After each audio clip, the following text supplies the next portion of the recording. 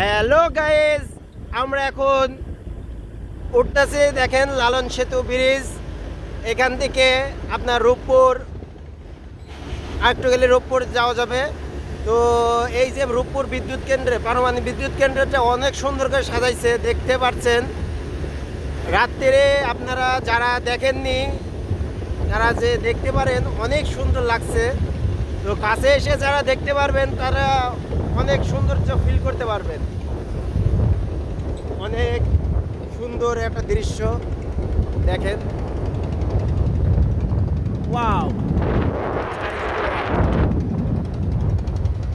আপনারা যারা যারা এই যে রূপপুর এখনো দেখেননি তো চলে আসেন। রাত্রির যে ওয়েদারটা দেখতে পারবেন সেটা দেখার জন্য আসতে পারেন আপনারা রূপপুর পারমাণবিক বিদ্যুৎ কেন্দ্রে। এটা চালু হয়ে গেছে, অনেক সুন্দর লাগছে দেখেছে।